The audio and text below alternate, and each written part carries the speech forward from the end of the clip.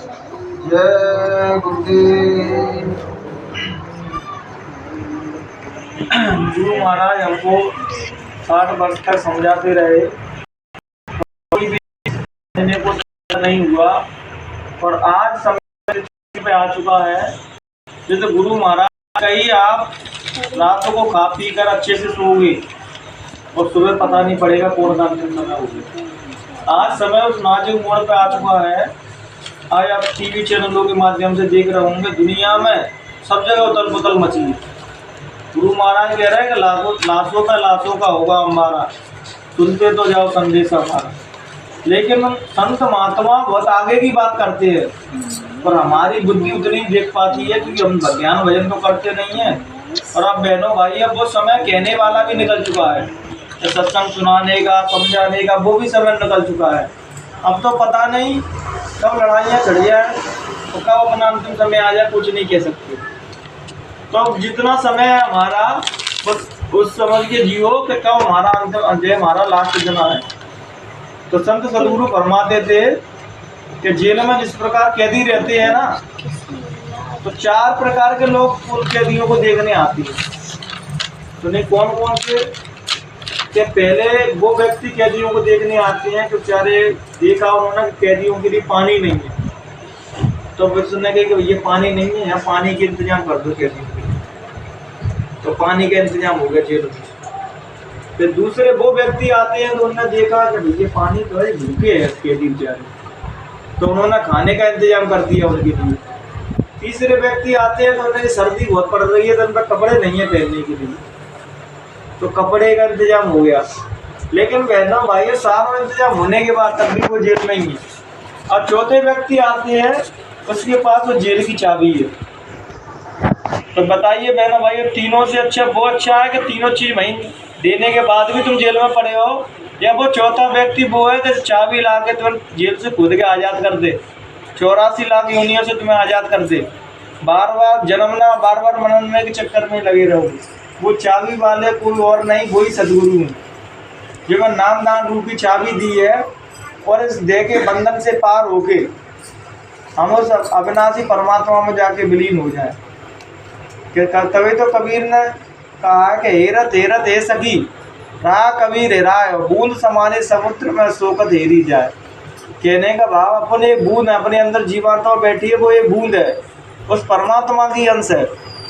तो संतों ने कहा है कि वो दुल्हन है, जीवात्मा को दुल्हन बताया गया है, और पति उसका परमात्मा बताया गया है। और संतों ने कहा गई है कि जीवात्मा बच्चा है और उसका पिता परमात्मा है। और अलग अलग संतों ने अलग अलग भाषा बताई है। तो संतों ने आत्मा और परमात्मा की बात की है, तीसरी कोई बात ही नहीं की संतों ने भेदभाव या किसी भी प्रकार का बात ही नहीं की। वो तो अपन लोगों ने भेदभाव की दृष्टि बना ली। जीवात्मा बहनों भाइयों, या तो पुरुष के अंदर से निकलेगी तो वो जीवात्मा एक सी निकलेगी, स्त्री के अंदर से निकलेगी तो भी जीवात्मा एक सी निकलेगी। जीवात्मा की कोई वो नहीं है कि वो स्त्री है पुरुष है, जीवात्मा स्त्री है और परमात्मा उसका पुरुष है। लेकिन ये स्त्री पुरुष का तो जो हमारी संतान पद्धति चलानी है, उसके ये स्त्री पुरुष का भेदभाव रखा है बहनों भाई। जीवात्मा में कोई भेदभाव नहीं है। संत तो कहते, गुरु महाराज कहते थे, भैया हम तो मंच पे थे, सबको स्त्री के रूप में ही देख रहे हैं, सबको जीवात्मा की तरफ से देख रहे हैं। हमारे यहाँ ना तो स्त्री है ना कोई पुरुष है। इसलिए तो गुरु महाराज कहते थे कि अपने तीसरे धाम में चलो, अपने तीसरे लोक में चलो। और संत महात्माओं ने तो नीचे के द्वार बताए, सभी लोग नीचे की साधना बताई है, लेकिन संत महात्मा अपने शुरुआत ही यहाँ से हुई है। लेकिन हमें इतनी ऊंची लेवल की साधना बताने के बाद भी कि वो एक सज्जन मुझसे कह रहे हैं कि तुम्हारे बाबा जी ने तो PhD लेवल की बात की है और बच्चे भी LKG में पढ़ रहे हैं, तो PhD की बातें कैसे समझ में आएंगी? तो मैंने, भाई साहब तुमने सही कहा बिल्कुल कि गुरु महाराज ने बहुत ऊंची बात की थी, क्योंकि उन्होंने वो अनुभव किए, और हमारे लिए वो बहुत ऊंची बात है कि हम तो उसकी विषय में कुछ जानती नहीं है। तो मैं जो गुरु महाराज कहते हैं कि बच्चा भजन करो, फिर अंतर में तुम मेरे दीदार शब्द रूप में मुझको नहीं पहचानोगे, तो तुम जब समय खराब आएगा तो मुझसे भी बिछड़ जाओगे, भटक जाओगे कहीं रास्ते में। और आज स्थिति यही तो है, क्योंकि हमने 45 करोड़ में से अगर 2-4 करोड़ ने भी अंतर में दर्शन कर लिए होते तो भटकने का वो तो जाता कि इधर उधर भटक रहे हैं भटकती आत्मा की तरह। जब तक हम अंतर में शब्द रूप में गुरु महाराज के अंतर में दर्शन नहीं करेंगे तो बहनों भाइयों प्रार्थना के माध्यम से बताई गई कि यह तो रूप धरा तुम सदगुरु, यह तो जो शरीर रूपी जो शरीर रूप रखा था सदगुरु ने तो जीवों को समझाने के लिए रखा था। असली स्वरूप तो उनका अंतर में है और वो ही स्वरूप को देखने से ही छुटकारा होगा बहनों भाइयों, तो ना छुटकारा नहीं हो सकता अपना। तभी तो गुरु महाराज बार बार कहते थे कि अंतर में चलो, अंतर में चलो, बाहर कुछ नहीं है, बाहर तो समझाने का सुनने का वो है बस कि शब्द रूप में उन्होंने शरीर रूप में प्रकट हो गए और वो तुम्हें शब्द की महिमा बता रहे हैं कि शब्द क्या, जब कुछ नहीं था, जब धरती आकाश कुछ नहीं था, न स्वर्ग थे, न बैकुंठ थे, न नरक था, कुछ नहीं था, तब भी वो शब्द था। न ब्रह्मा विष्णु महादेव कुछ नहीं थे, तब भी वो शब्द था। और शब्द हमेशा रहेगा। शब्द से ही सबकी रचना हुई है, सभी देवता की, ईश्वर, परम पार ब्रह्म सबकी रचना शब्द से ही हुई है और हम शब्द से ही बिछड़े हैं। इसलिए कहते हैं जो भाइयों ये कोई के भोगों से दूर नहीं होता, दुख सार को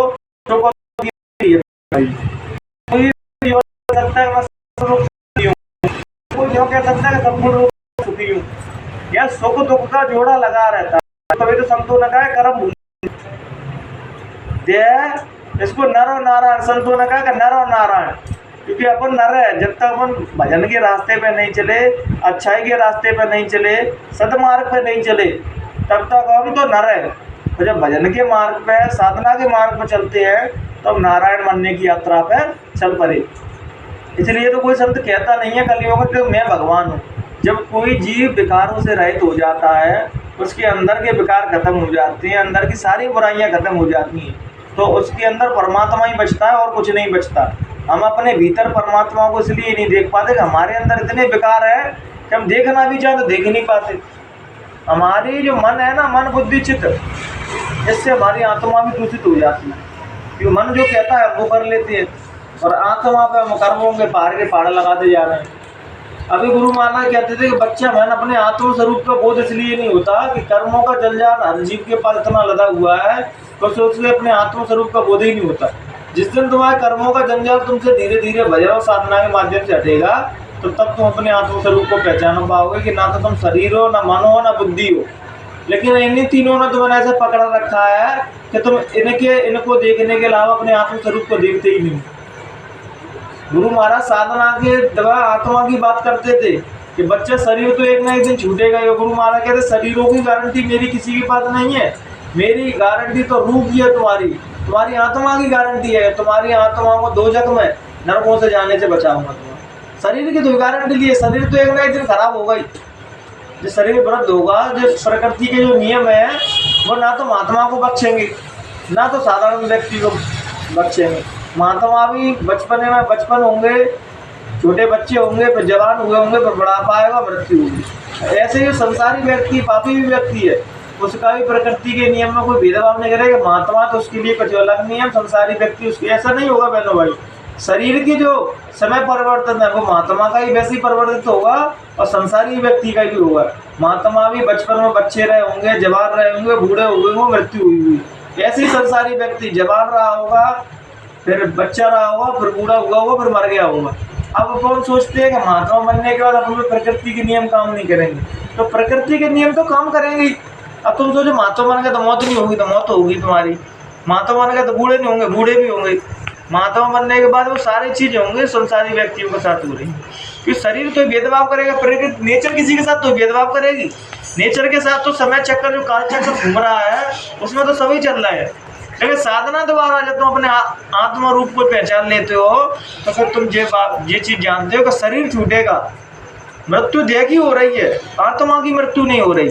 बस इस सारी साधनाओं का बहनों भाइयों सभी संतों ने एक ही चीज बताई है कि तुम शरीर हो ही नहीं है, लेकिन तुम मान के बैठे हो अपने आप को शरीर, इसलिए तुम्हें सारे दुख भोगने पड़ रहे हैं।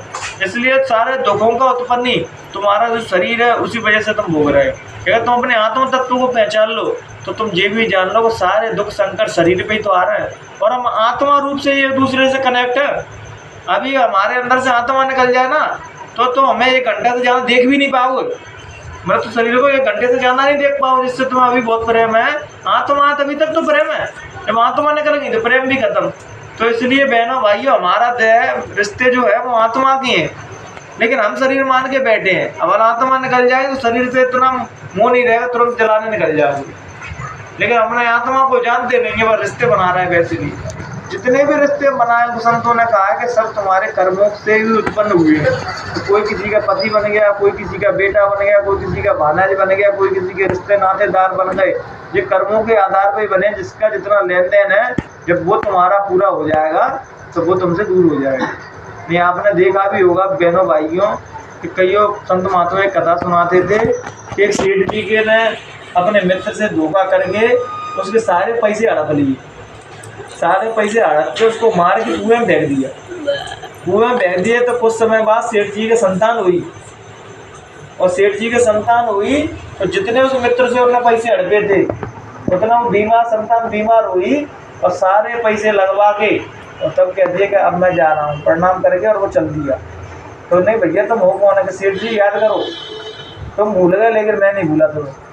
मैं वही तुम्हारा मित्र हूँ जो मैं एक दिन तुम्हारे रात में तुम्हारे घर पर रुकने के लिए आया था और तुम मेरा पैसा देख के तुम्हारे अंदर लालच जग गया और तुमने मुझे मार के कुएं में फेंक दिया। तो वो चीज़ किसी ने देख नहीं पाई और वो कुआं गांव से बाहर था तो किसी को कुछ पता ही नहीं पड़ा। लेकिन परमात्मा सब कुछ देख रहा है, उसकी आंखों से चुप चुप कुछ नहीं छिपा है। जब बंद कमरों में जो कर रहा है अच्छा बुरा वो भी देख रहा है, वो बाहर कर रहा है वो भी देख रहा है। इसलिए तो जैसा अपन करेंगे वैसे ही अपने जीवन में वो फल अपने भोगने पड़ेंगे।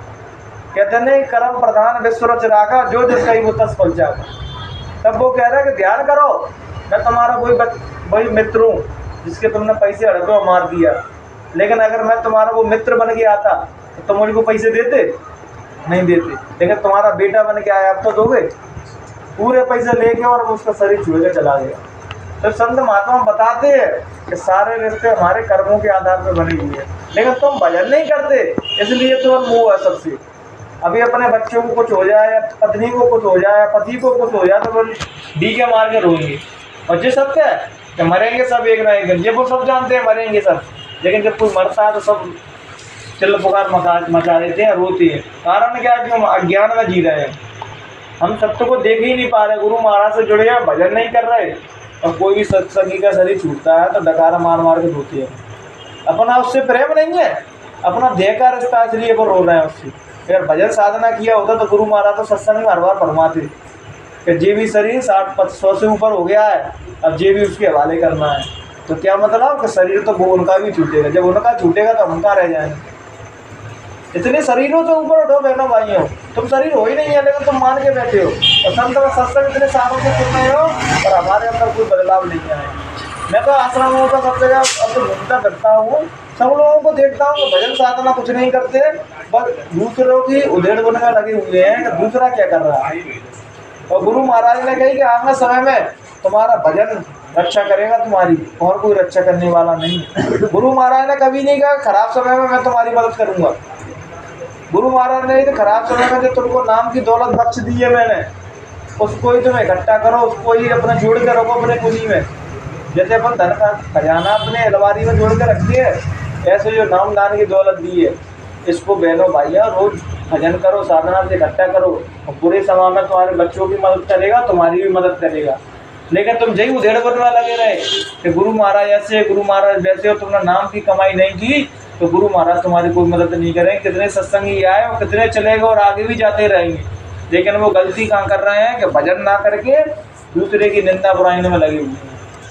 और हम भजन करेंगे तभी हमारे सारे विकार खत्म होंगे और हम अंदर सुख और शांति आएगी। बस सुख और शांति हम कहाँ ढूंढना है पता है? सत्संग में चले जाएंगे तो सुख मिल जाएगा, आश्रम पर चले जाएंगे तो सुख मिल जाएगा। तो ये है कि गुरु महाराज ने हमें बताई है सत्संग में जाना चाहिए, बहुत अच्छी बात है, आश्रम में जाना चाहिए, बहुत अच्छी बात है। लेकिन महत्वपूर्ण बात तो ये है कि उसी बच्चे की नौकरी लगेगी जो घर पर बैठ के पढ़ाई भी कर रहा है। केवल कोचिंग पढ़ने से, स्कूल पढ़ने से घर आगे बस्ता फेंक देगा, उसकी नौकरी नहीं लगेगी। उसी प्रकार हम सत्संग में जा रहे हैं, आश्रमों पर जा रहे हैं, घर में भजन नहीं कर रहे तो उसका कोई फल नहीं मिलेगा। कि सत्संग में, आश्रम में बता क्या रहे हैं? गुरु महाराज के एलईडी पे भी सत्संग सुनते तो क्या बता रहे हैं कि बच्चा भजन करो, और सत्संग में भी तुमसे वही बता रहे हैं कि भजन करो, अपने विकारों को खत्म करो, जितनी हो सके उतनी ही चीज़ रखो जितनी ज़रूरत है हम लोगों को। बच्चों का काम है, उनका तो लगाव रहेगा अभी, क्योंकि वो बच्ची है अभी, लेकिन अपन तो व्रत हो रहा है। लेकिन मैं देखता हूँ व्रत और क्या ना पकड़ रहा है चीज़ों कि अपन तो संसार में परमानेंट रहना है, जहाँ से कभी जाएंगे नहीं। अगर हम ये बात समझ पाए क्या कोई किसी का भी शरीर है परमानेंट रहने वाला नहीं है, सबको एक ना एक दिन जाना है। समझदार कौन है? संत कहते हैं समझदार वही है तो मरने से पहले अपनी मृत्यु अपने बगल में खड़ी कर ले। मरने से पहले तुम आत्मा स्वरूप को जान लोगे तो बहनों भाइयों तो मृत्यु का भय कभी नहीं लगेगा। अभी भय इसलिए लगता है कि तुम अपने आप को देह मानना है जो तुम हो नहीं, और जो हो उसको तुम ना जानने की कोशिश कर रहे और ना मानने की कोशिश कर रहे। हम देह तो समझ रहे हैं अपने आप को, इसलिए तो हम सभी लोग परेशान और सभी लोग दुखी हैं। सारे दुख और सुख इस शरीर में पड़ रहे हैं। हमारी आत्मा तो निर्मल और प्रकाशमान हमारे अंदर विराजमान है, लेकिन इतने पर्दे और इतनी मलिनता हमारे अंदर बुद्धि पे मन पे आ चुकी है कि हम अपनी आत्मा को देख ही नहीं पा रहे। आवाज तुम देखो भजन में नेक बैठ जाए तो कोई ना कोई कर्म आगे आया तुरंत भजन पर उठ के बंद हुई। अब वो कर्म कैसे कटेंगे? गुरु महाराज कहते भजन इसलिए तो बताएगा तुम्हारे कर्म बंधन कटे। गुरु महाराज कहते जहाँ कोई दूध का धुला नहीं आया मेरे पास, अगर मैं बता दूंगा कि तुम ऐसे हो तुरंत उठ के भग जाओगे। और गुरु महाराज कह रहे मैं शकल देख के बता देता हूँ कौन भजन कर रहा है कौन नहीं कर रहा, लेकिन कहता किसी से कुछ नहीं। भजन करने वाले व्यक्ति प्रसन्न रहते हैं, उनका चित्त मुस्कुराता हुआ रहता है, चेहरे पर नूर रहता है और किसी की निंदा बुराई नहीं करते, दूसरे की जितनी हो उतनी मदद करती है। संतों का अवतरित परोपकार के लिए होता है और दूसरों को कोई उद्देश्य देती है कि सेवा भाव से रहिए, भजन करिए, एक दूसरे की मदद करिए और प्रेम पूर्वक व्यवहार रखिए। और यही साथ हमारे साथ जाएगा बहनों भाइयों। और मरकटा में ना तो हमारा मकान जाएगा, ना हमारी हाट हवेली जाएगी, ना पैसा रुपया जाएगा, केवल हमारा लोगों से व्यवहार कैसा रहा, लोगों से हम कैसे बचते, बस वही तो जाएगा। नहीं तो वहाँ मरकटा में भी अब तो वो समय नहीं है कि मरकटा में तो देखो भला क्या ना हो। मरकटा में भी लोग गाली देते हैं। पहला आदमी अगर कोई खराब व्यक्ति भी मरता था ना तो उसकी भी मरकटा में बुराई नहीं करते थे। अब कलयुग ऐसा आ गया है कि मरे हुए व्यक्ति की भी मरकटा में बुराई करती है लोग। तो यहाँ से कुछ कमाना ही है बहनों भाइयों तो अच्छा ही कमाओ, उन्हें धन कमा के जाओ यहाँ से। बुराइयाँ तो बहुत कमा ली, अब तो कुछ अच्छा ही कमा लो। अगर 70% बुराई कमा रहा है वो 30% तो अच्छाई भी कमा लो, वो तुम्हारे साथ जाएगी। नहीं जब की अदालत में पहुंचोगे तो क्या तुम कहोगे जब पूछेगा आगे कि क्या लेके आए हो, और जब तो पूछेगा भी तुम तो बाबा जय गुरुदेव से भी जुड़े रहे, इतने महापुरुष संत तुमसे जुड़े रहे तब भी तुम्हारे अंदर कोई बदलाव नहीं आया। और बाबा जी कहेंगे कि भैया मेरा जीव है, तो यमराज पूछे तुम्हारा जीव है बाबा जी, तो भजन तो ये कर ही नहीं था, सदमार्ग को तो चल ही नहीं था, और तुम्हारे पूरे वीडियोग्राफी दिखा लगे उल्टे सीधे कर्म कर रहा है। तो गुरु महाराज को भी शर्मिंदा करोगे और तुम भी शर्मिंदा होगे। इसलिए भजन करके साधना करके जब उसके दरबार में पहुंचोगे तो गुरु महाराज जी भी गर्व से कहेंगे कि मेरा बच्चा आ गया। लेकिन हम ये छोटी छोटी चीज़ें नहीं सीख पाते और आगे का तुम औरों को देखोगे सत्संगियों को तो अब तो बुराई सब जगह आई, कलयुग का प्रभाव है। और हमने अपने सदगुरु को उपदेश को सुनना छोड़ दिया, उनके विचारों पर चलना छोड़ दिया। 99% सत्संगी मनमुखी हो गए हैं। अब जब उनके ऊपर दुख आता है तो रो के जे भी कहते हैं गुरु महाराज से जुड़े है तो कुछ नहीं आएगा। अब हम गुरु महाराज क्या करें? गुरु महाराज कह रहे हैं उनके कर्म करो, तुम चोरी बढ़िया ही करो, अपने काम बेईमानी से करो। और फिर ऐसे लोग दोष देते हैं। हम भी तो व्यक्ति हैं, हमारे जीवन में तो कुछ नहीं हो रहा। हमारे जीवन में जो आते हैं वो भी टल जाते हैं, क्योंकि गुरु को अंदर से मानो, बाहर से मानने से कुछ नहीं हुआ। जबरदस्ती मुझसे कहते हैं लोग टोपी लगाओ, जैकेट लगाओ, मैं नहीं लगाऊंगा। अगर मेरा सदगुरु मुझे अंदर से नहीं देख रहा है तो टोपी जैकेट तो देगा, जरा टोपी पहनिएगा, जैकेट पहनिए। टोपी जैकेट तो गुरु महाराज ने केवल इसलिए दिए थे बहनों भाइयों तो उस टाइम पर कोई भी न्यूज चैनल वाले, पेपर वाले गुरु महाराज की कोई बात नहीं निकालते थे। और मंच से भी गुरु महाराज ने कही है कि मैंने इतने इतने बड़े काफिले निकाले, इतने बड़े बड़े सत्संग प्रोग्राम किए, तब भी मेरे ना तो किसी न्यूज वाले ना किसी समाचार में मेरा नाम नहीं आया। इसलिए वो तो जैकेट टोपी इसलिए दिए। दूसरा चीज पड़ेगा और वहाँ एड्रेस वगैरह सब लिखा है तो बाबा जय गुरुदेव कहाँ के हैं, किस बारे में बताते हैं, तो जीप चीतेगा और गुरु महाराज के पास जाएगा। तो मैं इसलिए नहीं दी तो पहन के तुम्हें अहंकार से बढ़ जाते हो। उनने अपने प्रचार के लिए और अपने नाम एड्रेस बताने के लिए दी कि माँ जिसको प्यास है, अध्यात्म की धर्म की प्यास है, परमात्मा को पाना चाहता है, तो वो पढ़ के वो गुरु महाराज के पते पे पहुँच जाए। लेकिन छोटी छोटी चीज़ें समझ पाते, बात पहन के और आदमी अहंकार में पड़ जाता है और दूसरे से उम्मीद रखता है। अरे मैं सबसे ये कहता हूँ अपने अंदर में भी उतारो उसको। पहनना है, मैं उसका विरोध नहीं कर रहा, बहुत अच्छी बात है पहनना है हो, लेकिन अंदर में भी तो उतारो चीज़ों को। हमारे दादाजी होते तो जब कोरोना आया तो झंडे के आगे उन्होंने गुरु महाराज की तस्वीर लगा दी छत पे। मैं जगह लगा रहे हो गुरु महाराज खराब समय आएगा तो देख लेंगे ना, उड़ के आएंगे तो देखो भाई तस्वीर लगी। अब जय मन अज्ञानी नहीं कहेंगे तो क्या कहेंगे? अब वो नहीं तो है मन अज्ञानी है तभी तो जी रहे। जब गुरु महाराज इतना ही नहीं दिखाई दे रहा उनको कि ये मेरा घर है कि किसका घर है, तो गुरु महाराज कैसे? जब तुम्हारे अंदर की बात नहीं समझ पा रहे, बच्चे का दुख सुख नहीं देख पा रहे, तो कैसे गुरु महाराज? तुम खुद तो जो ना खुद विवेक से लगाओ। इसलिए संत न देखे बोलो चाल और संत देखे अंतर का हाल। तुम्हारे अंदर की भावना देखता है वो। अब कुछ लोग तो हमसे बड़े बड़े लोग इसलिए ईर्ष्या करते हैं, इतना छोटा बच्चा और इस पर गुरु की कृपा कैसे हो रही? भैया सब कुछ जितना तुम्हारा त्याग होगा उतनी तपस्या हुई, और जितना तुम्हारा दिन रात तुम दूसरों की भलाई के लिए सोच रहे हो तभी तो हम पर गुरु की कृपा होगी। जानवरों की तरह अपने लिए मांग रहे हो कि मेरे मकान बन जाए, मेरी शादी हो जाए, मेरे बच्चे ऐसे हो जाए, तो दूसरों के लिए कुछ मांगा? साधा कोई संत होते हैं वो गुरु महाराज से दूसरों के लिए मांगते हैं। गुरु महाराज सबका भला करना, जब थोड़ा अगर मेरे लिए भी कुछ बन जाए तो झूठा जाठन मुझे भी दे दो। ये साधकों की और संतों की पहचान रहती है। गुरु महाराज कहते थे कि बच्चे हम तो 25 साल से बड़ी हो गए, 25 साल की एज में हमने भगवान को पा लिया था। अब तो तुम्हारे लिए जो भजन साधना करते हैं तुम लोगों के लिए करते हैं। तो संत महात्मा अपने लिए कुछ नहीं करते, बोलो दूसरों के लिए जीवन जीने आते हैं, दूसरों को सद्मार्ग दिखाने और तुमको सुखमय जीवन देने के लिए आते हैं कि तुम उनके बताए रास्ते पर चलोगे तो तुम्हारा जीवन यहाँ भी सुखमय रहोगे, मरने के बाद शरीर छूटेगा तो उस मालिक के धाम में भी पहुँचाने की बात करते हैं। गुरु महाराज ने दोनों बात की कि जे भी लोग बना रहे हैं वो भी लोग बना रहे हैं। यहाँ दुखी रहोगे तो भजन नहीं कर पाओगे, सारी सुविधा आराम कर।